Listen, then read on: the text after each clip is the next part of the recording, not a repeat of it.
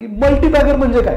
म्हणजे आपण म्हणतोय मल्टीबॅगर स्टॉक, तर सामान्य माणसाच्या पॉईंट ऑफ व्ह्यूनी मल्टीबॅगर म्हणजे नक्की काय हुआ? टेक्निकल अनालिसिसमध्ये डाऊ थिअरी आहे, तर ती खूप अतिशय चांगली थिअरी आहे. त्यांचं म्हणणं असतं की तीन प्रकारचे ट्रेंड असतात, अप ट्रेंड, डाऊन ट्रेंड आणि साईडवेज.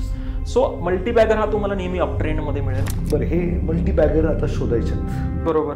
तर कसे आयडेंटिफाय करायचे बुवा हे मल्टीबॅगर? स्टॉक मार्केटमध्ये असं म्हणतात की जी गोष्ट महाग होते ती आणखीन महाग होते. स्टॉक मार्केट काय सगळीकडेच, आणि जी गोष्ट स्वस्त होते ती आणखीन स्वस्त होते. स्वस्त घेण्याची मानसिकता ही माणसाला अजून स्वस्त विकण्यावरती भाग पाडते. बरोबर. आणि महाग घेण्याची मानसिकता ही माणसाला आणखीन महाग विकायला भाग पाडते. लोक मल्टीबॅगर कुठे शोधतात आणि मल्टीबॅगर भेटतात कुठे? तर तुम्हाला मी प्राइस टर्म्स मध्ये सांगतो.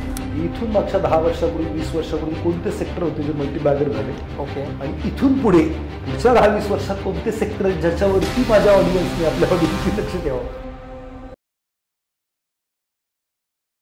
नमस्कार मित्रांनो, मी पुन्हा एकदा तुमचं मनापासून स्वागत करतो आकाश गोंदावले या चॅनलवरती. आज परत एकदा राजेंद्र नलबरवार सर बरोबर जे मागच्या वेळेला चर्चा केली तीच चर्चा आपण पुढे कंटिन्यू करणार आहोत.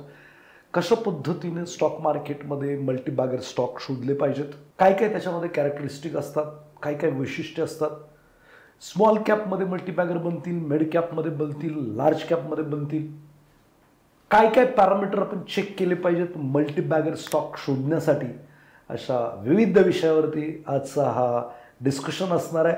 तर शेवटपर्यंत बघायला विसरू नका. आणि मी जे प्रश्न विचारणारच आहे, तुम्हाला पण काही प्रश्न सुचत असतील तर नक्की तुम्ही कमेंटमध्ये टाकू शकता, जेणेकरून मी पुढच्या वेळेला राजेंद्र सरांना विचारेल किंवा मी स्वतः त्याचे आन्सर तुम्हाला करेल. सो राजेंद्र सर, पुन्हा एकदा स्वागत आहे आपल्या चॅनलवरती, ज्याचं नाव आहे आकाश गोंदावले. थँक्यू.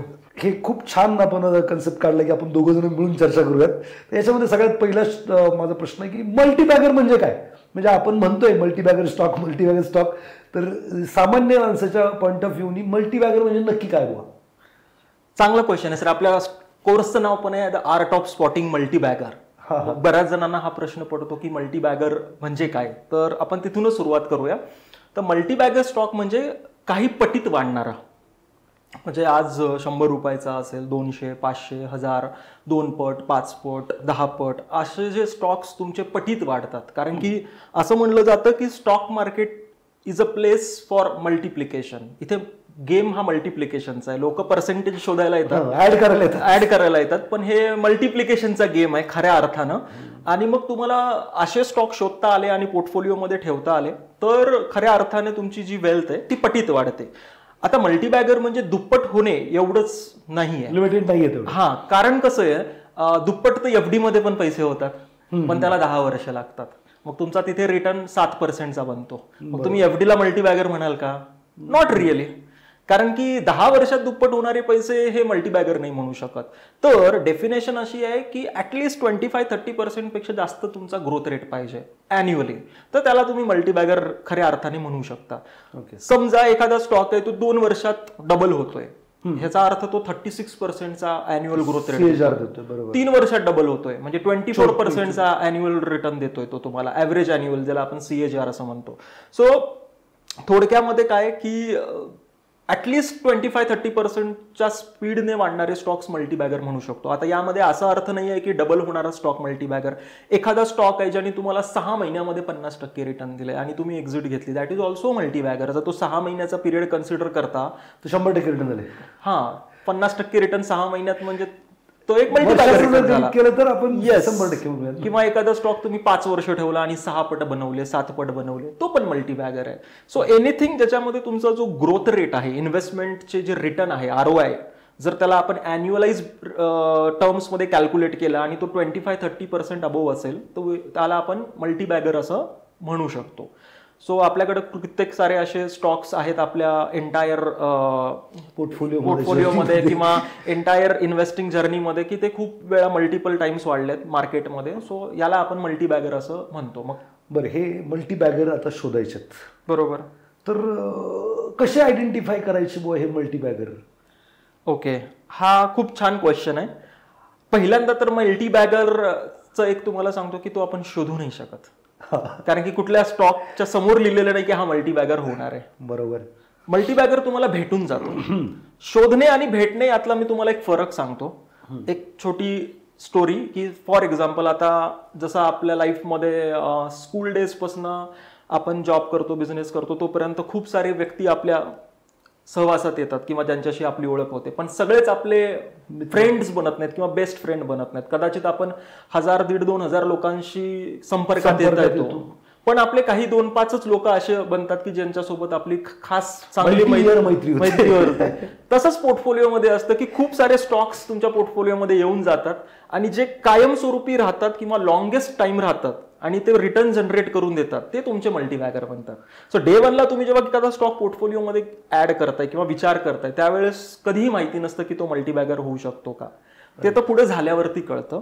सो त्याच्यासाठी बरेचसे अशा गोष्टी आहेत टेक्निकल अनालिसिस मध्ये, जिथे आपण प्राइस आणि व्हॉल्यूमचा चार्ट स्टडी करतो. फंडामेंटल अनालिसिस जिथे कंपनीचा आपण फायनान्शियल स्टडी करतो. त्याच्या माध्यमातून अशा बऱ्याचशा गोष्टी आहेत की ज्यातनं आपल्याला कळू शकतं की एखादा स्टॉक मल्टीबॅगर होऊ शकतो का नाही. प्रोबॅबिलिटी कळू शकते. There is no certainty in share market.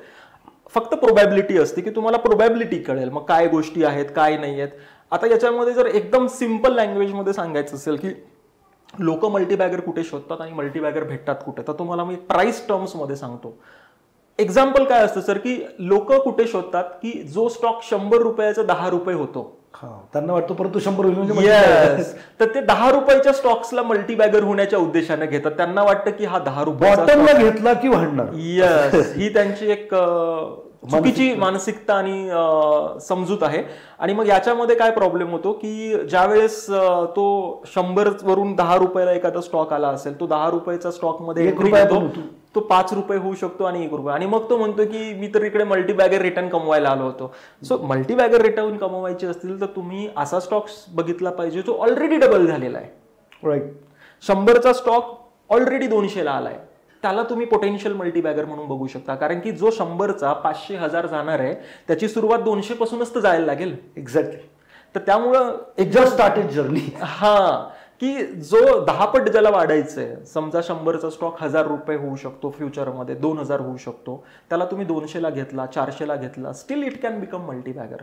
पण जर तुम्ही ते 100चा स्टॉक 10 आणि 20 रुपये जेव्हा तो पेनी होतो त्यावेळेस जर तुम्ही त्यात मल्टीबॅगर शोधायला जाल तर चान्सेस आहेत की तुमचे आहे ते कॅपिटल पण एक्झॅक्टली कमी होईल. म्हणजे स्टॉक मार्केटमध्ये असं म्हणतात की जी गोष्ट महाग होते ती आणखीन महाग होते. स्टॉक मार्केट काय सगळीकडे, आणि जी गोष्ट स्वस्त होते ती आणखीन स्वस्त होते. स्वस्त घेण्याची मानसिकता ही माणसाला अजून स्वस्त विकण्यावरती भाग पाडते. बरोबर. आणि महाग घेण्याची मानसिकता ही माणसाला आणखीन महाग विकायला भाग पाडते, असं म्हणता येईल इन शॉर्ट. हो, असं म्हणता येईल. इथे बऱ्यापैकी असं होतं की जी गोष्ट मॅक्झिमम लोकांना महाग वाटती ती आणखीनच महाग होत राहते आणि त्याच्यापासून बरीचशी लोक ही दूरच राहतात, बिकॉज त्यांना तो स्टॉक कधी अपीलच करत नाही. त्यांना वाटतो की ऑलरेडी एवढा डबल झालाय. ती भीतीमुळं 80-90% लोक तिकडे येतच नाहीत आणि खरा मल्टीबॅगर तिथंच मिळतो. एक्झॅक्टली. बरं, ज्याच्याकडे आहे 100चा 200 झाला, अरे डबल झाला, आता किती वाढणार याच्या पुढे, तो विकून टाकतो, मग तो 1000ला जातो. मग परत त्याची मानसिकता होत नाही की तो विकत घेतला पाहिजे, मग 1000चा 10,000 पण जातो. बरोबर. आणि मग हा फक्त स्टोरी सांगतो, माझ्याकडे 100ला होता 200ला विकला. बरोबर, अगदी बरोबर. बरं, काय काय वैशिष्ट्य आहेत मल्टीबॅगर स्टॉकचे? ह्याच्या 2 पद्धतीने आपण याला शोधू शकतो. एक तर आपण जर टेक्निकल बोलायला गेलो म्हणजे प्राइस पॅटर्न नुसार, तर मल्टीबॅगरचं एक साधं सोपं म्हणजे जो पण स्टॉक आहे तो अप ट्रेंड मध्ये असला पाहिजे, म्हणजे तो वरच्या दिशेने जाणारा पाहिजे प्राइस त्याची. दुसरी महत्वाची म्हणजे टेक्निकल अनालिसिस मध्ये एक डाऊ थेरी आहे, तर ती खूप अतिशय चांगली थेरी आहे.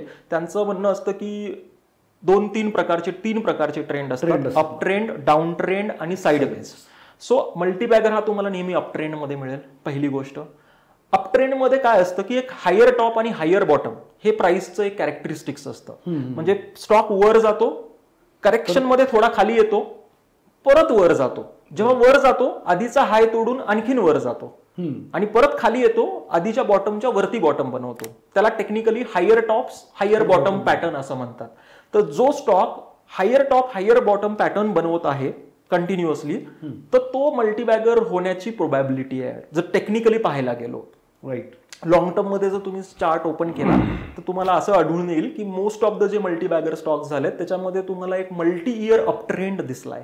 राईट. म्हणजे स्टॉक्स नवीन टॉप बनवतो, वरचा टॉप आणखीन वरती बनवतो आणि जे बॉटम्स आहेत ते पण प्रिव्हियस बॉटमच्या वरती बनवतो. तो टिपिकल एक प्राइस बिहेवियर तुम्हाला त्यात दिसतो की every time new top, every time higher top, higher bottom. So ह्याच्याने तुम्हाला एक बेसिक आयडेंटिफिकेशन प्राइस वाईज करता येईल की हा स्टॉक मल्टीबॅगर होऊ शकतो का, टेक्निकली बोलायचं असेल तर. पण याच्यामध्ये प्रॉब्लेम असा आहे की आमची लोक आहे ना इंट्राडेच्या पॉईंट ऑफ व्ह्यूनी बघत असतात. जो टाइम फ्रेम आहे तो कोणता पाहावा, कारण काय होतं आम्ही इंट्राडे बघतो, मग त्याच्यामध्ये काय होतं की सर्टन कालापुरता दिवस 2-4 दिवसासाठी तर तो अप ट्रेंड मध्ये असतो, परत तो डाऊन ट्रेंड मध्ये कन्वर्ट होतो. मग ते आम्हाला कळत नाही नक्की काय. मग जे काही कॅन्डलस्टिकचे चार्ट आहे तो कोणत्या पिरियडचं बघितलं पाहिजे याच्यासाठी. हा, आता नॉर्मली जर मल्टीबॅगर स्टॉक्स तुम्हाला शोधायचे तर एक्स्ट्रीम इंट्राडे किंवा एकदम शॉर्ट टर्म ट्रेडिंग मध्ये तर तुम्हाला ते काही मिळणार नाही. तर तुम्हाला त्याच्यामध्ये सारखेच ट्रेंड चेंज होत असत, सारखेच ट्रेंड चेंज होणार, तुम्हाला एक सेट डायरेक्शन मिळणार नाही. तर डेली चार्ट हा खूप चांगला आहे. जर तुम्ही टेक्निकल फॉलो करत असाल तर daily chart, daily time frame वरती तुम्ही जर बघितलं तर तुम्हाला एक 1 ते 3 वर्षाचा व्ह्यू मध्ये चांगले रिटर्न देणारे स्टॉक्स डेली चार्टवरती पाहू शकता. तुम्हाला 1 वर्षापेक्षा कमी कालावधीसाठी इन्व्हेस्टमेंट करून स्विंग ट्रेडिंग ज्याला आपण असं म्हणतो, जे 3 महिने ते 1 वर्षापर्यंतचा ट्रेड असू शकतो, त्याच्यासाठी तुम्ही 60 मिनिट म्हणजे 1 आवरली चार्ट हा बघू शकता. So 1 hourly chart for less than 1 year trade आणि daily chart for 1 to 3 year किंवा 5 इयर 10 इयर, जोपर्यंत तुम्हाला पाहिजे तोपर्यंत तुम्ही डेली वीकली चार्ट्स बघू शकता. आणि मल्टीबॅगर टेक्निकली जर बघायला गेला तर तुम्हाला तोपर्यंत विकायची गरज नाही जोपर्यंत त्याचा अप ट्रेंड कंटिन्यू आहे. ज्या वेळेस त्याचा हायर टॉप हायर बॉटम वाला जो पॅटर्न आहे तो चेंज होऊन डाऊन ट्रेंड मध्ये जातो, लोअर टॉप लोअर बॉटम होत नाही, तोपर्यंत तुम्ही त्या स्टॉक्स मध्ये इन्व्हेस्टेड राहू शकता. मग एखादा स्टॉक या जर्नीमध्ये 5 पट होऊ शकतो, एखादा स्टॉक 10 पट होऊ शकतो. सो अशा प्रकारे ते होऊ शकतं. आणि दुसरी महत्वाची गोष्ट याच्यामध्ये आणखीन एक असतं की जर तुम्ही एखादा स्मॉल कॅप स्पेसमधला स्टॉक बघत असाल ज्याच्यामध्ये जो फ्युचर अँड ऑप्शनमध्ये लिस्टेड नाही आहे, म्हणजे जिथे जे व्हॉल्यूम तुम्हाला चार्टवरती दिसतं ते ऍक्च्युअल डिलिव्हरी व्हॉल्यूम असतं कॅशमधलं. सो अशा स्टॉकमध्ये तुम्ही आणखीन एक बिहेवियर नोटीस करू शकता की जेव्हा स्टॉक ट्रेंडमध्ये आहे, अप ट्रेंडमध्ये, जेव्हा तो वरती जातोय अप ट्रेंडमध्ये तेव्हा व्हॉल्यूम ऍक्टिव्हिटी ही वाढलेली असते. आणि जेव्हा स्टॉक करेक्शनमध्ये असतो त्या अप ट्रेंडमध्ये जे एक छोटं टेम्पररी करेक्शन येतं तेव्हा व्हॉल्यूम ऍक्टिव्हिटी ही कमी असते. परत स्टॉक वरचा ट्रेंड घेतो तेव्हा व्हॉल्यूम आणखीन वाढतं, जेव्हा करेक्शनमध्ये असतो तेव्हा व्हॉल्यूम कमी होतं. सो हे व्हॉल्यूम सपोर्टेड जर अप मूव्ह आणि डाऊन मूव्ह असेल तर ती तुम्हाला आणखीन एक ऍडेड कन्फर्मेशन देतं की हा स्टॉकमध्ये वरती जाताना लोकांचा इंटरेस्ट वाढतोय आणि करेक्शनमध्ये लोक बाहेर पडत नाहीयेत. राईट. म्हणजे हे तुम्हाला एक एक्स्ट्रा कन्फर्मेशन देतं की जो स्टॉक वरती जाताना मॅक्झिमम लोक पार्टिसिपेट करतात किंवा मॅक्झिमम लोक त्याला वरती घेऊन जात आहेत. तर याच्यामुळे पण तुम्हाला त्यात एक चांगला कन्फर्मेशन हा मल्टीबॅगरचे लोकांचा ट्रस्ट जास्त आहे. येस. सो 2 गोष्टी आपण बघू शकतो, एक तर up trend, higher top higher bottom, आणि दुसरं म्हणजे स्टॉक वर जाताना व्हॉल्यूमची ऍक्टिव्हिटी जास्त पाहिजे आणि स्टॉक खाली येत असताना करेक्शनमध्ये व्हॉल्यूमची ऍक्टिव्हिटी कमी पाहिजे. सो या 2-3 गोष्टी बघितल्यात तर हे एक टिपिकल कॅरेक्टर असं म्हणू शकता तुम्ही एक मल्टीबॅगर स्टॉक्सचं टेक्निकली बघितलं तर. आणि फंडामेंटली जर कव्हर करायचं असेल तर फंडामेंटली आपण खूप साऱ्या गोष्टी बघू शकतो. मोस्टली जे रिअल मल्टीबॅगर आहेत ते तुम्हाला मिड आणि स्मॉल स्पेसमधनं मिळणार. लार्ज कॅपमध्ये मल्टीबॅगर मिळतात पण त्याच्यात ग्रोथ रेट कमी असतो. आता एखादी गोष्ट जर 5-6 वर्षात डबल होत असेल किंवा 4 वर्षात डबल होत असेल तर त्याला आपण ट्रू सेन्समध्ये मल्टीबॅगर नाही म्हणू शकत. अबोव्ह ॲव्हरेज रिटर्न आहेत ते, पण ट्रू सेन्समध्ये जर मल्टीबॅगर पाहिजे असेल तर तुम्हाला स्मॉल कॅप आणि मिड कॅप या स्पेसमधनं अपॉर्च्युनिटीज आयडेंटिफाय करायला लागतं. कारण की सगळ्यात महत्वाचं काय आहे फंडामेंटली की त्या कंपनीचं जे ग्रोथ आहे येणाऱ्या टाइममध्ये ती अबोव्ह ॲव्हरेज आणि एक्स्ट्राऑर्डिनरी ग्रोथ पाहिजे किंवा हाय ग्रोथ पाहिजे. एक्झॅक्टली. आणि कॉन्सन्ट्रेटेड बिझनेस तिकडेच सापडतील. मोठ्या ज्या कंपन्या आहेत त्यांचे सॅच्युरेशन आलं एवढे सगळे काही डिसिजन घ्यायचं म्हणलं तर ती हेरार्की आहे. डिसिजन घ्यायला लेट, मग एक्झिक्युशनला लेट, सगळ्याच गोष्टीला कदाचित त्यामुळे पण त्यांची स्पीड कमी असते. तर हे कॉन्सन्ट्रेटेड बिझनेस आहे तर तिकडे लवकर तुम्हाला मल्टीबॅगर सापडू शकतात. पण काय काय पाहायचं हे करताना, ग्रोथ आहे एक्स्ट्रा ऑर्डिनरी ग्रोथ कशाला म्हणूयात किंवा ॲव्हरेज अबाव ॲव्हरेज ग्रोथ कशाला भरायचं. हे बघा, ज्या कंपनीज आपल्याकडे जर इकॉनॉमीची गोष्ट केली आपण जे आपली GDP बोलतो ती जीडीपी आपल्याकडे साधारणतः 12% वाढती नॉमिनल टर्म्समध्ये, 5-6% रिअल ग्रोथ आणि 5-6% इन्फ्लेशन. सो 12% हे एक स्टँडर्ड ग्रोथ आहे आपल्याकडे ज्या कंपनीज आहेत. तर लार्ज कॅप मधल्या मोस्ट ऑफ द कंपनीज तुम्ही बघितलं ते 12-13% आसपासच त्यांचा ग्रोथ पण आहेत खूप साऱ्या. मग तिकडे तुम्ही एक्स्ट्राऑर्डिनरी रिटर्न जनरेट नाही करू शकत. छान दिसतो पण रिटर्न काहीच नाहीये, ग्रोथच नाहीये. अशा खूप साऱ्या लार्ज कॅप कंपनीज आहेत की ते सॅच्युरेशनला पोहोचलेत. म्हणजे ते आता पाहिलं तर मल्टीबॅगर वाटतात जेव्हा 15-20 वर्षापूर्वी, पण त्यांचे मल्टीबॅगर रिटर्न स्टार्ट झाले जेव्हा ते स्वतः स्मॉल कॅप मिड कॅप होत्या. एक्झॅक्टली. म्हणजे फॉर एक्झाम्पल जे आपण आज मल्टीबॅगर म्हणून बघतो, इन्फोसिस असेल, टायटन असेल, पेज इंडस्ट्रीज असेल, आयशर मोटर असेल, HUL असेल, कोलगेट, नेस्ले, या सगळ्यांनी आपली journey as a small cap म्हणून चालू केली होती. तर मग या सगळ्या कंपनीमध्ये काही पॅरामीटर कॉमन होते फंडामेंटली.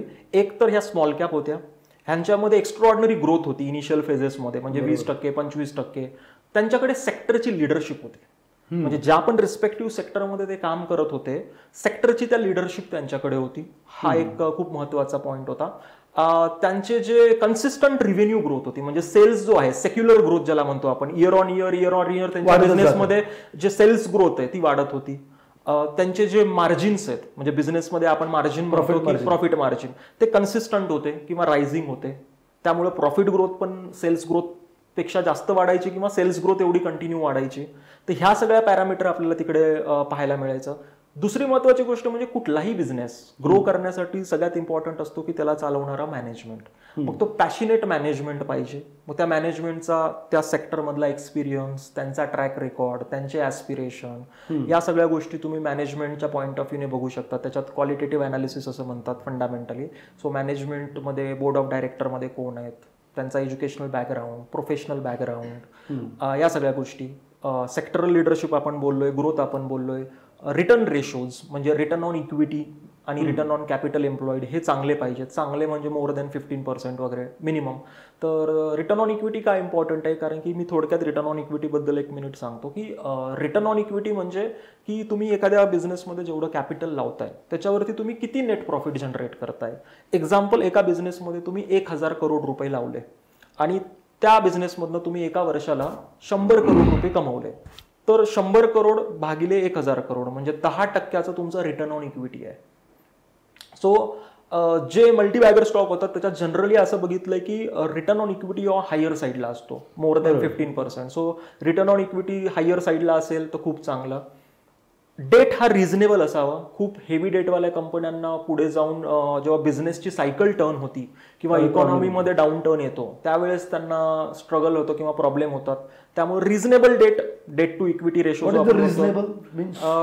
जे equity debt to equity ratio आहे तो नॉर्मली लेस दॅन 1 असला तर आपण रिझनेबल म्हणूयात. म्हणजे फॉर एक्झाम्पल, एका बिझनेस ओनरनं 1000 करोड रुपये स्वतःचे लावलेत, स्वतःचे म्हणजे शेअर होल्डर कॅपिटल, आणि त्यांनी लेस दॅन 1000 करोडचं डेट आहे, 500 crore 200 crore which is fine. पण 1000 करोड तुम्ही लावले आणि 3000 करोडचं तुमच्याकडे ती डेट आहे. तर मग इथे काय की डेंजरस असं आहे की जर तुम्ही ते डेट यूज करून रिटर्न जनरेट केले तर पॉसिबिलिटी स्टील आहे, पण ती ऑलवेज एक रिस्क असणार आहे तुमच्याकडे की पण काही दिवस होतील, काही चेंज झालं, पॅरामीटर चेंज झाले, मायक्रो चेंज म्हणतो आपण त्याच्यामध्ये झालं, लगेच त्याच्यावरती तुम्हाला इफेक्ट जाणवेल. त्यामुळे ते इम्पॉर्टंट आहे की तुम्ही तिथे डेट टू इक्विटी एक रिझनेबल पाहिजे. दुसरी गोष्ट अशी आहे की जे स्मॉल कॅप कंपनीज आतापर्यंत जे आपण पॅरामीटर बोललो त्याच्या व्यतिरिक्त जर डिव्हिडंड देणाऱ्या असतील तर त्या खूप चांगल्या समजल्या जातात. काय असतं की आता एंटायर फायनान्शियल अनालिसिसमध्ये डिव्हिडंड हा आणि टॅक्स या दोनच गोष्टी रिअल आहेत, जे की कंपनीमधनं एक टॅक्स गव्हर्नमेंटला जातो आणि डिव्हिडंड हे इन्व्हेस्टरच्या बँक अकाउंटला क्रेडिट होतं. बाकी तर सगळं त्यांच्याकडेच आहे. त्यामुळे जर आपल्या हातात काही नाहीये. सो त्यामुळे जर जी कंपनी कन्सिस्टंट डिव्हिडंड देत असेल आणि त्यांची काही स्टेटेड डिव्हिडंड पॉलिसी असेल किंवा ते डिव्हिडंड यील्ड वाढवत असतील दरवर्षी, it gives you a comfort की हे जे स्टॉक आहे याच्यामध्ये प्रॉफिटेबिलिटी चांगली आहे आणि ती कंपनी त्या प्रॉफिट मधनं सर्टन अमाऊंट त्यांच्या शेअर होल्डर सोबत शेअर करते. सो या गोष्टीमुळे तुम्हाला एक कॉन्फिडन्स मिळेल. तुम्ही याच्यासोबतच जे स्मार्ट मनी आहे, इन्स्टिट्यूशनल इन्व्हेस्टर ज्याला म्हणतात, FII आणि DII असे दोन असतात. FII फॉरेन इन्स्टिट्यूशनल इन्व्हेस्टर आणि DII डोमेस्टिक इन्स्टिट्यूशनल इन्व्हेस्टर, ज्यामध्ये म्युच्युअल फंड कंपनीज असतील, इन्शुरन्स कंपनीज असतील. तर यांची पण काही होल्डिंग आहे का त्या कंपनीजमध्ये हे पण तुम्ही बघू शकता. त्यांची होल्डिंग पण वाढत असेल कुठल्या small cap mid cap More कंपनीमध्ये, तर तुम्हाला एक ऍडेड कन्फर्मेशन आहे की स्मार्ट मनी पण त्या स्टॉकमध्ये येतोय. बरोबर, म्हणजे पूर्ण रिसर्च करून त्याच्यामध्ये पैसे गुंतवतात. कारण हेवी पैसा लावायचा आहे, पर्सेंटेज ऑफ होल्डिंग आहे, पर्सेंटेजमध्ये होल्डिंग येतात, तर ते रिसर्च पण चांगलं करतात. मित्रांनो, अतिशय महत्त्वाची गोष्ट राजेंद्र सरांनी सांगितली की आतापर्यंत ज्या मल्टीबॅगर कंपन्या झाल्या त्यांच्यामध्ये जी काही वैशिष्ट्य सरांनी सांगितली, परत एकदा रिवाइंड करून नक्की ऐका. ते वैशिष्ट्य तुम्हाला शोधायचे आहेत. जसं की त्यांनी नॅशनलचं एक्झाम्पल दिलं, HFचं एक्झाम्पल दिलं की त्यांच्यामध्ये त्या स्मॉल कॅप होत्या, कन्सिस्टंट ग्रोथ होती किंवा प्रॉफिटेबिलिटी कन्सिस्टंट होती, मॅनेजमेंटबद्दल ते बोलले. तर तुम्ही त्या सगळ्या गोष्टी आत्ता जे स्मॉल कॅप आहेत, मिड कॅप आहेत, त्याच्यामध्ये जर शोधल्या तर सेक्युलर ग्रोथबद्दल सर म्हणले, इयर ऑन इयर त्या कंपन्यांमध्ये ग्रोथ होती. असं नव्हतं की बाबा 4 वर्ष ग्रोथ आहे, 3 वर्ष परत डाऊनफॉल आहे, असं काही नव्हतं. तर सेक्युलर सायक्लिकल ज्या काही ग्रोथ आहेत, तर सेक्युलर ग्रोथ असणाऱ्या कंपन्यांमध्ये मल्टीबॅगर जास्त फास्ट होतात. सो हे जे पॅरामीटर्स सरांनी सांगितले परत एकदा रिवाइंड करून ऐका. पण याच्यामध्ये राजेंद्र सर बोलता बोलता बोलले की मॅनेजमेंट काय करते किंवा मॅनेजमेंटचं बॅकग्राऊंड काय, हे काय, हे कुठं सगळं चेक करायचं सर? सर मॅनेजमेंटचं बॅकग्राऊंड, आता प्रत्येक लिस्टेड कंपनी क्वार्टरली रिझल्ट देतं आणि ॲन्युअल एक AGM असतं, त्यानंतर ते प्रेझेंटेशन्स वगैरे देतात, ॲन्युअल रिपोर्ट असतं. ॲन्युअल रिपोर्टमध्ये जे बोर्ड ऑफ डायरेक्टर आहेत कंपनीचे, फाउंडर कोण आहेत, प्रमोटर कोण आहेत, CEO, MD, CFO, CEO, असे जे सगळे मॅनेजमेंटची टॉपची लोक आहेत त्यांची प्रोफाईल तुम्हाला कंपनीच्या प्रेझेंटेशनमध्ये मिळेल, जे कंपनीच्या वेबसाईट आणि BSc NSE वरती पण तुम्हाला अवेलेबल असेल. तुम्ही तिकडे डाउनलोड करून त्यांच्या प्रोफाईलमध्ये चेक करू शकता की त्यांच्या मॅनेजमेंटचा एज्युकेशनल बॅकग्राऊंड काय आहे, प्रोफेशनल बॅकग्राऊंड काय आहे, आणि त्याच्यावरनं तुम्हाला एक अंदाज येईल की जी लोक ज्या बिझनेसमध्ये आहेत त्यांची कॉम्पिटन्सी काय आहे, किंवा मागचं तुम्ही थोडासा रेफरन्स घेऊ शकता. तुम्ही आज एखादी कंपनी स्टडी करताय, ती कंपनी तर आज नाही आलेली, बरोबर, त्याची एक रिसेंट हिस्ट्री आहे, आज आलेली असेल ती घ्यायची पण नाही. सो 3 वर्षापूर्वी 4 वर्षापूर्वीच जर तुम्ही कॉन्कॉल्स काढले किंवा ॲन्युअल रिपोर्ट काढले, त्यात मॅनेजमेंटने काय गायडन्स दिलं बिझनेस बद्दल आणि ते पुढे त्यांनी अचीव्ह केलंय का, हे तुम्ही क्रॉस चेक करू शकता. राईट. म्हणजे जर एखादा मॅनेजमेंटने मागच्या 2-3 वर्षात त्यांनी ग्रोथचं दिलेलं गायडन्स, मार्जिनचं दिलेलं गायडन्स, हे जर त्यांनी बऱ्यापैकी अचीव्ह केलेलं असेल, तर मग ते आज जे गायडन्स देत आहेत त्याच्यामध्ये पण प्रोबॅबिलिटी वाढते की पुढे जाऊन ते अचीव्ह करू शकतात, कारण की त्यांनी एक त्यांचं ट्रस्ट इस्टॅब्लिश केलं. त्यांच्या बिझनेसवरती ट्रस्ट पण आहे, कॉन्फिडन्स पण आहे आणि पकड पण आहे असं म्हणतात. एक्झॅक्टली. नाहीतर मलाच माहित नाही माझ्या बिझनेसमध्ये काय होणार, मी काय ग्रोथ करणार, तर माझी पकड कमी आहे किंवा मला माझाच बिझनेस कळत नाहीये किंवा कॉम्पिटिशन मला कळत नाहीये, मार्केट मला कळत नाही, बोलतोय मी एक डिलिव्हर नाही करू शकत आहे, तर या गोष्टी सिद्ध होतात. ऍब्सोल्युटली. आणि अजून एक गोष्ट मॅनेजमेंट बद्दल हे सांगेल की जे पण रिअल मल्टीबॅगर बनलेत, स्मॉल कॅपचे मिड कॅप झाले किंवा मिड कॅपचे लार्ज कॅप झाले, त्यांच्यामध्ये एक कॉमन पॉईंट होता की इनिशियल इयर्समध्ये तर या कंपनीमध्ये मॅनेजमेंट स्वतः बिझनेसमध्ये ऍक्टिव्हली इन्व्हॉल्ड होता. त्यांनी प्रोफेशनल्सला कंपनी हँडल करायला दिली नव्हती. अनलाईक आजचे जे मोठ्या कंपनीज आहेत, स्टार्टिंग फ्रॉम तुम्ही कुठलीही घ्या, बँकिंग घ्या, IT घ्या, म्हणजे TCS असेल, इन्फोसिस असेल किंवा विप्रो असेल, याच्यामध्ये सुरुवातीच्या काळात ना प्रमोटर स्वतः बिझनेस ड्राईव्ह करायचे, फाउंडर आणि promoter. Over a period of time जसं कंपनीचं साईज अँड स्केल वाढला, ते मॅनेजमेंट त्यातनं बाहेर आलं, म्हणजे प्रमोटर किंवा फाउंडर, आणि ते प्रोफेशनल टीमला हँड ओव्हर केलं. सो प्रोफेशनल टीम जेव्हा मॅनेज करते आणि जेव्हा एका प्रमोटर स्वतः त्या बिझनेसला मॅनेज करतो, याच्यामध्ये खूप फरक येतो. प्रमोटर जेव्हा बिझनेसमध्ये स्वतः काम करतो ना, तेव्हा तो स्वतः त्या बिझनेसमध्ये बाळ असतं, त्याची जो जास्त एक्स्ट्रा केअर करतो, त्याच्या ग्रोथ वरती एक्स्ट्रा मेहनत घेतो. करेक्ट. आणि दुसऱ्याचं बाळ सांभाळायचं म्हणजे जरा ठीक आहे, ओके, तो अप्रोच डेफिनेटली तुम्हाला पाहायला मिळतो. पण अशा इंडियामध्ये खूप साऱ्या small cap mid cap space companies आहेत जिथे promoter day in day out, प्रमोटरची फॅमिली, त्यांचं जे कोर सर्कल आहे, ते सगळे त्या बिझनेसमध्ये day in day out involved आहेत. तर अशा बिझनेसमध्ये तुम्हाला आउटपुट चांगलं मिळायची पॉसिबिलिटी असते, कारण की हे प्रमोटर पण 40-50 रेंजमध्ये असतात, तर एक एक्सपिरियन्स पण म्हणू शकतो आणि त्यांच्याकडे पुढे 10-15-20 वर्षाचं एक व्हिजन असतं. ऑन दी अदर हँड, जेव्हा एखादा प्रमोटर बिझनेसमधनं एक्झिट घेतो आणि प्रोफेशनल टीमला बिझनेस हँड ओव्हर करतो, त्यावेळेस मात्र गोष्टी तुम्हाला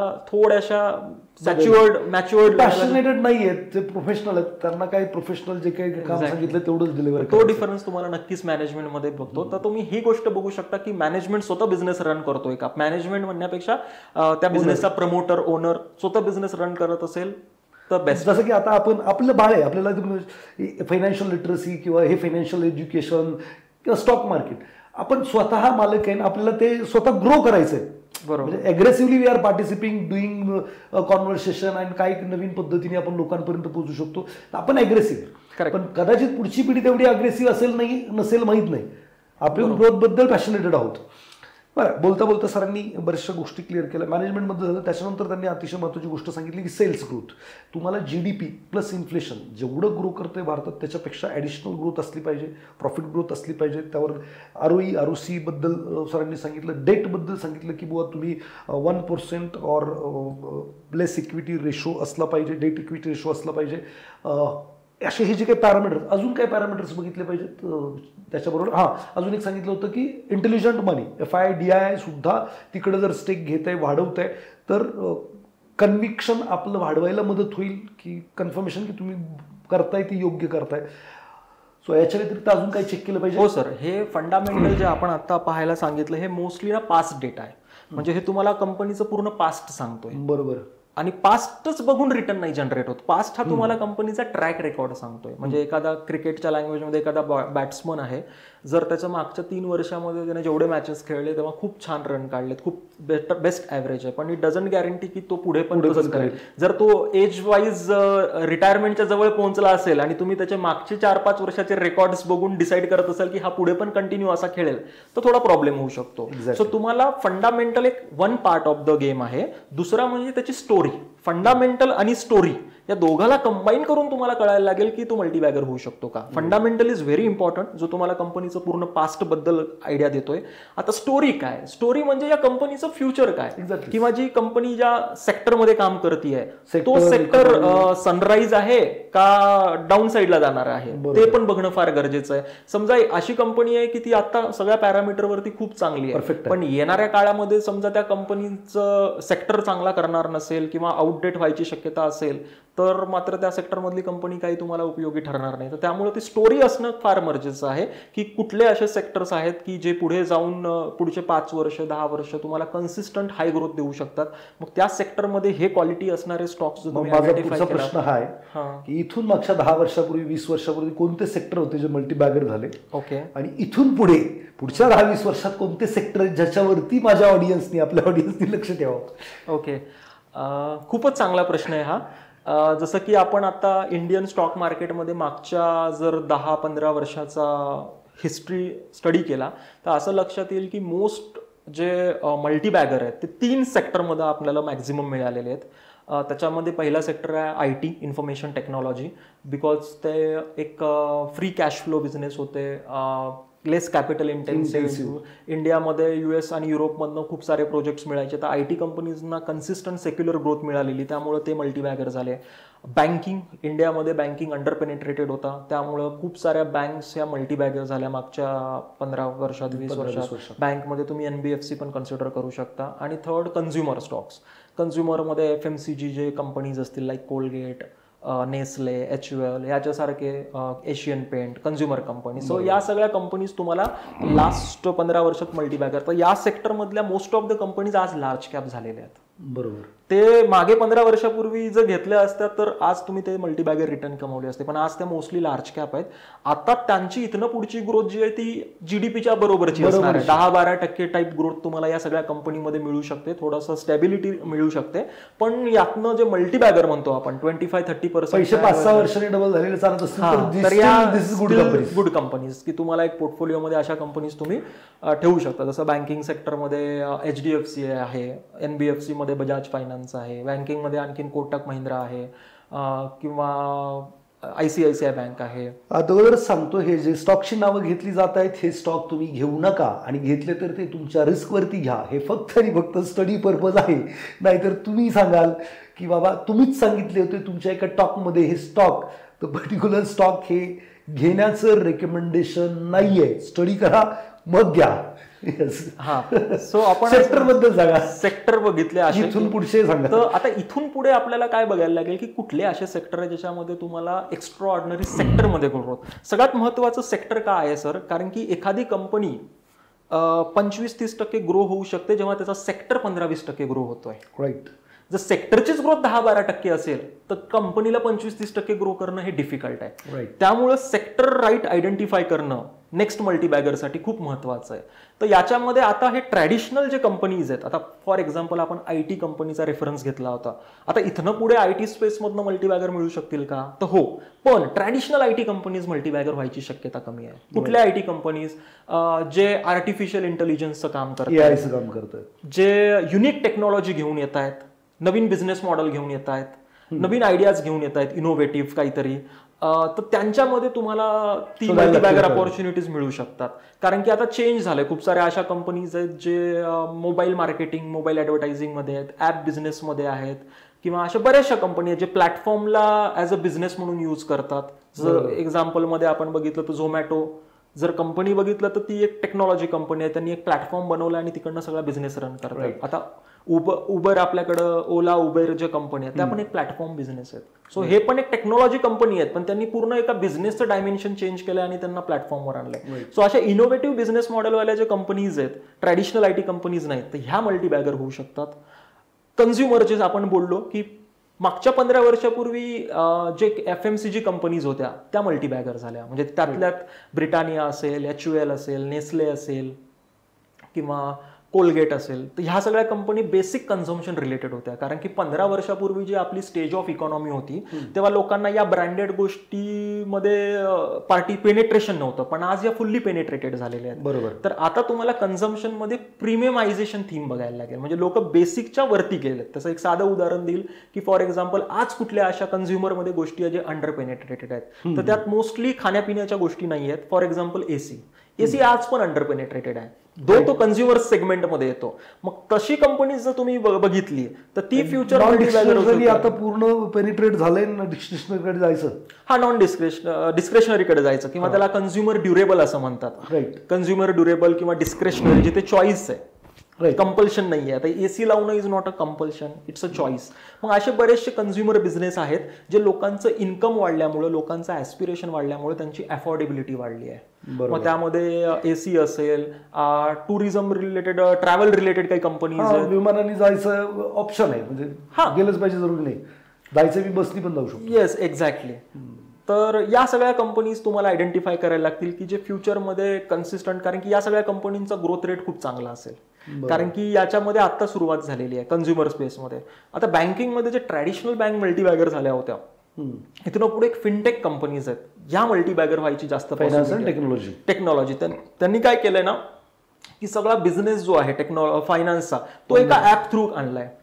तर टेक्नॉलॉजी जे यूज करून बिझनेस करतायत फायनान्शियल सेक्टरमध्ये, तर ते बिझनेस खूप चांगले करू शकतील. आता याच्यामध्ये कॅपिटल मार्केट रिलेटेड आहेत. आता पूर्वी बँक जसं आपण मल्टीबॅगर म्हटलो, आता capital market related stock multibagger होऊ शकतात येणाऱ्या काळामध्ये. आता फॉर एक्झाम्पल जर मी विचार केला, इंडियामध्ये 2 डिपॉझिटरीज आहेत, CDSL आणि NSDL. CDSL लिस्टेड आहे, NSDL लिस्टेड पण नाहीये, पण यांच्यासाठी खूप लॉंग रनवे ऑफ ग्रोथ आहे.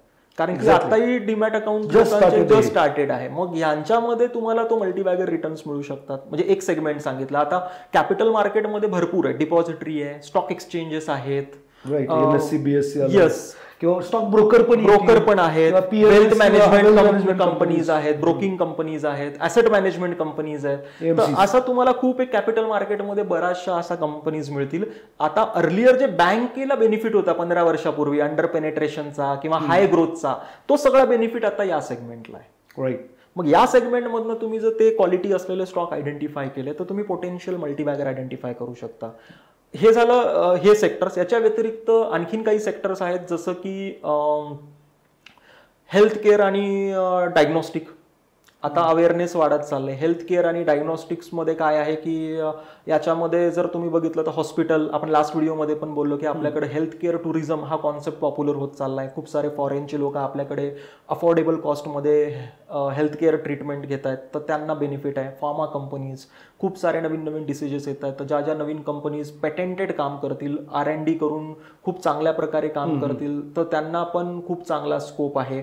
सो जे पण कोणी इथनं पुढे एक बेसिक काम न करता थोडं ॲडव्हान्स किंवा थोडं व्हॅल्यू ॲडेड काम करणार, त्या सगळ्या बिझनेसेसला बेनिफिट होणार. ट्रॅव्हल अँड टुरिझम एक खूप again it's a example of premiumisation, की ज्याच्यामध्ये आता जसं तुम्ही एअरलाईन इंडस्ट्रीचं उदाहरण दिलं की आता डिफरन्स पण कमी होत चाललाय. जर तुम्ही बघितलं तर एसीचा जो ट्रेनचा एसी फर्स्ट क्लास असतो आणि जो इकॉनॉमी क्लास आहे एअरप्लेनचा, त्याचा डिफरन्स फार कमी होत चाललाय. त्यामुळे लोक एअर ट्रॅव्हल पण प्रिफर करतायत. तर तो एक शिफ्ट दिसतोय. मग ते ट्रॅव्हल अँड टुरिझम मध्ये हॉटेल इंडस्ट्री असेल, ट्रॅव्हल रिलेटेड जेवढे पण आहेत वस्तू येतात ते पुढच्या 10 वर्षामध्ये यांच्यामध्ये एक इमेन्स ग्रोथ येऊ शकते. एनर्जी, आता आपण आजकाल असं म्हणतोय की ईव्ही आणि ऑटो अँसिलरी जे आहे, आता ऑटोमोबाईल एक्झॅक्टली, आता ऑटोमोबाईलमध्ये आपण जे ट्रॅडिशनल कंपनीज बघितल्या त्या पण स्वतःचं बिझनेस मॉडेल शिफ्ट करतायत. आताही त्यांचा मेजर बिझनेस आहे ट्रॅडिशनल प्रॉडक्ट मधूनच येतोय, पण देअर इज अ शिफ्ट. किंवा खूप साऱ्या अशा कंपनीज आहेत ज्या ऑटो अँसिलरी आहेत, जे ईव्ही ट्रान्झिशनला हेल्प करतायत मोठ्या कंपन्यांना. म्हणजे स्पेअर पार्ट्स बनवतायत ईव्हीचे, किंवा बॅटरीज बनवतायत, किंवा चार्जिंग इन्फ्रास्ट्रक्चर बनवतायत. तर ह्यांच्यासाठी 10-15 वर्षाचं फ्युचर आहे. सो ईव्ही मध्ये तुम्ही खूप सारे असे स्टॉक्स बघू शकता.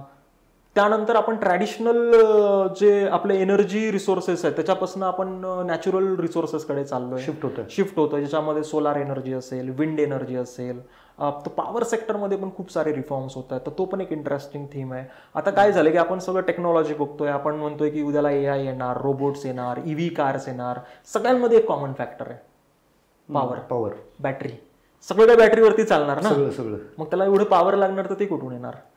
हे सगळे पॉवर कंपनी. येस, मग त्याच्यामध्ये खूप साऱ्या रिन्युएबल एनर्जी आहे, ग्रीन एनर्जी आहे, सोलार एनर्जी आहे, विंड एनर्जी आहे. तर याच्यामध्ये खूप साऱ्या कंपनीज आहेत जे आज खूप स्मॉल कॅप आहेत, खूप छोट्या कंपनीज आहेत.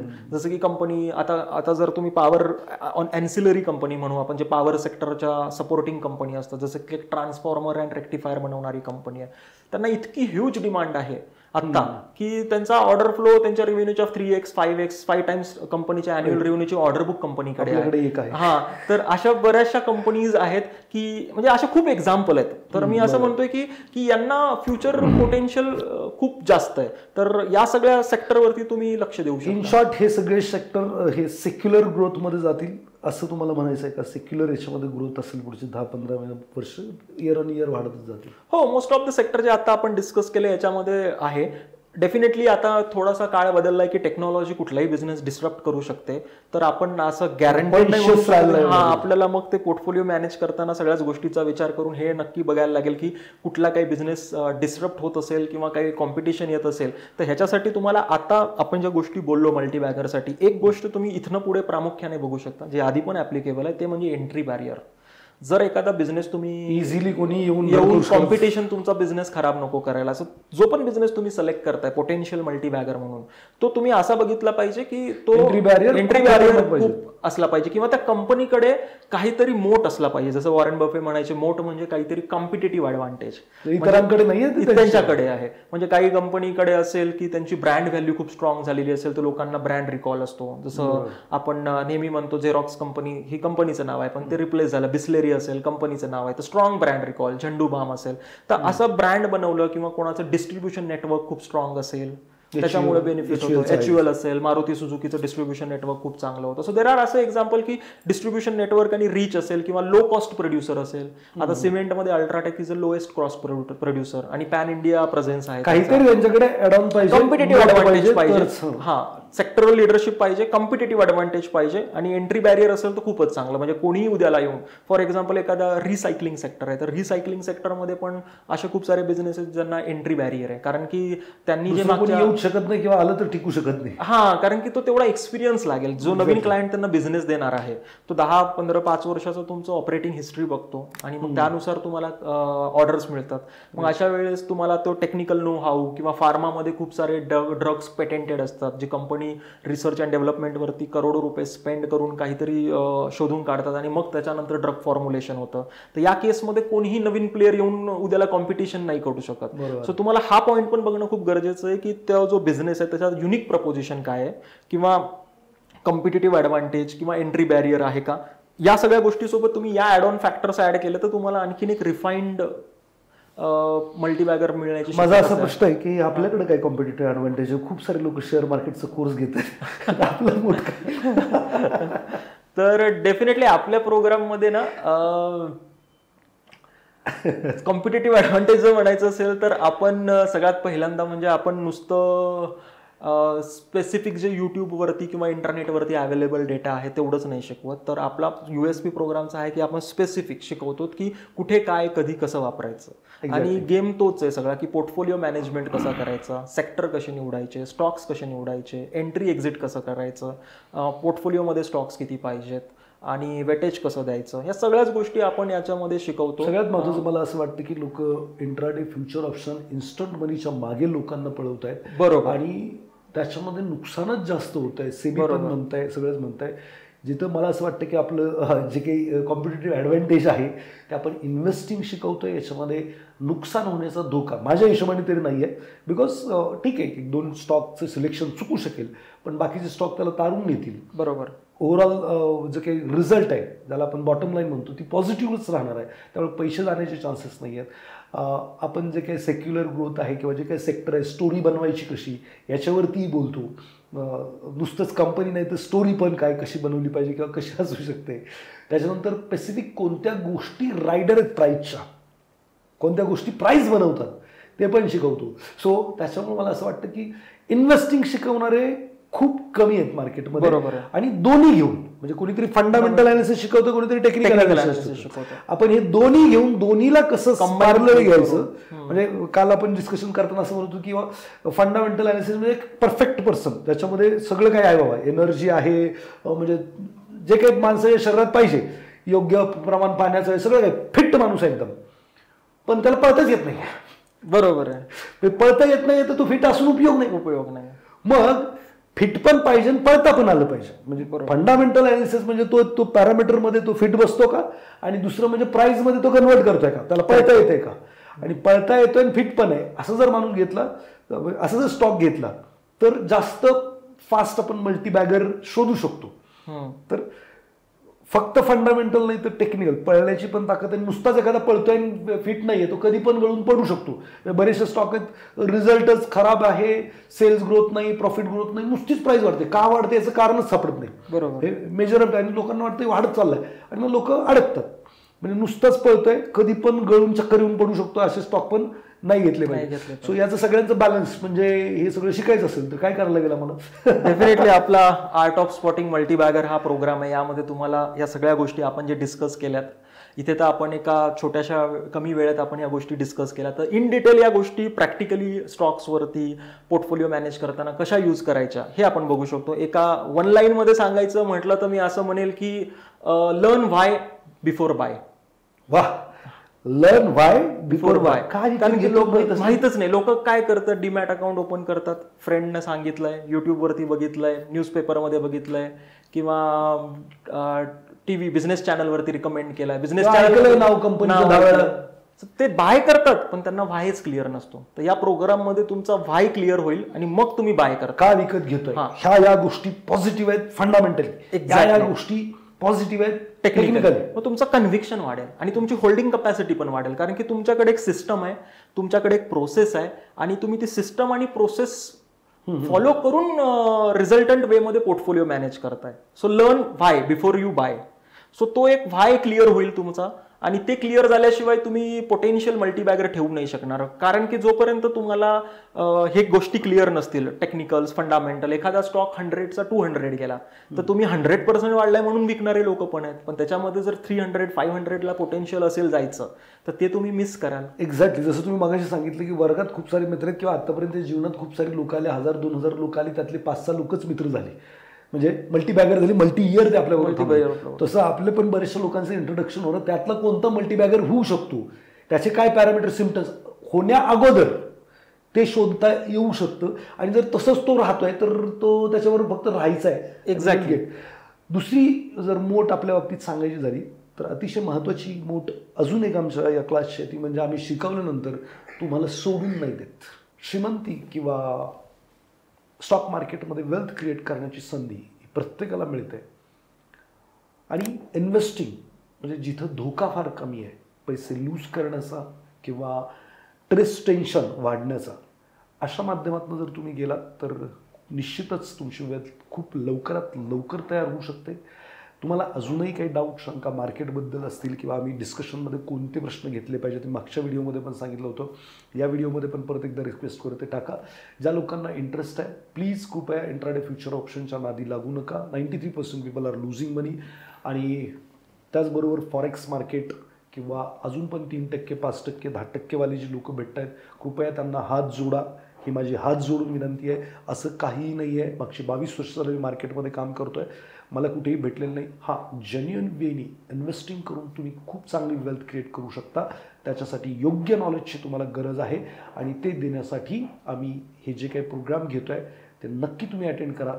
तुम्हाला आत्तापर्यंत तुम्ही काय केलं मला माहीत नाही, पण हा कार्यक्रम केल्यानंतर तुम्ही खूप खुश असाल आणि तुम्ही नक्कीच स्वतःला पण धन्यवाद द्याल आणि नेचरला पण धन्यवाद द्याल की असं काही नॉलेज आम्हाला मिळालं आहे जे आमच्यासाठी येणाऱ्या पिढ्यांसाठी खूप फायदेमंद ठरेल.